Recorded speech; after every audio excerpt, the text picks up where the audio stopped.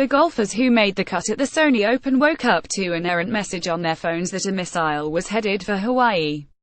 The terror lasted for only a few minutes, but it set up as a haze over the third round of the event for the rest of the day. More on that below. When the dust settled on Saturday, Tom Hoge led the field at 16 under after 54 holes.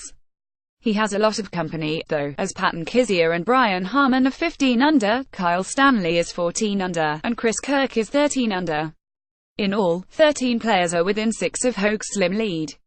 On a course where there have been 35 scores of 5 under 65 or better, Sunday should be a fantastic day of veterans and young stars chasing a golfer, Hoge, who is looking for his first ever PGA Tour win. Here are 5 takeaways from round 3 in Honolulu. Point 1. Island scare. Several players woke up to a terrifying message on their phones warning of a ballistic missile strike aimed at Hawaii. It turned out to be a false alarm, but it wasn't exactly the way you want to start your third round at the Sony Open. Jordan Spieth said his first thought was, what is the appropriate thing to do to best survive? Everyone was saying go away from the windows, said Spieth. I kind of thought maybe, if we had a car, it would be wise to get in it and drive as far away from town as possible. It's not cool that it happened, but it certainly was a bit of a learning experience to try to figure out and do some research on what could possibly happen. Either that or just get off the islands, which we're going home tomorrow night. Justin Thomas took a bit of a different view, though.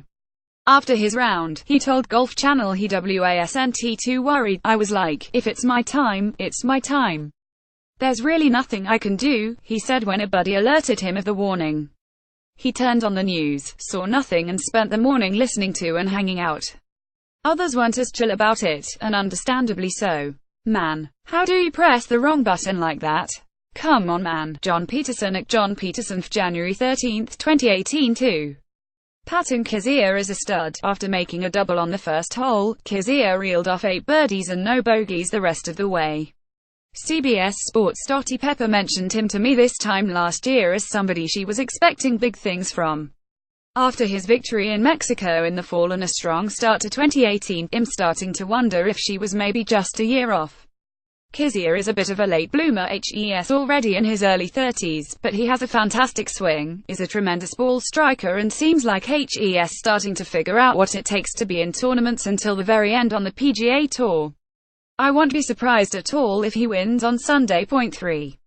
Schneider-Jan's Stanley Kizzire group trudged the trajectory this group was getting on. Their shots was not fit for cable television. Stanley and Kizzire both have unique, outstanding swings and flights, but Schneider-Jan's might be in a class of his own. I could all three play together every round for the rest of the year. 4. Young and fearless. Schneider-Jan's 24, Tom Hoge 28, and Talor Gooch 26 have played a combined 128 PGA Tour events, 75 of those from Hoge, and there a combined 38 under so far in Honolulu. It's not exactly breaking news that the younger players on the PGA Tour aren't fearful of anything on the course, but it's a stark reminder in a week when Jordan Spieth is being outplayed by 3 guys who have grinded on the Web.com Tour in the last few years. Obviously anything can happen in any given week, but to me these names contending is one more piece of evidence that the PGA Tour has never been quite this good. Point 5. Let's pick a winner. It could legitimately be anybody in the top 10 right now, but I'm feeling a Kyle Stanley 65 for the victory.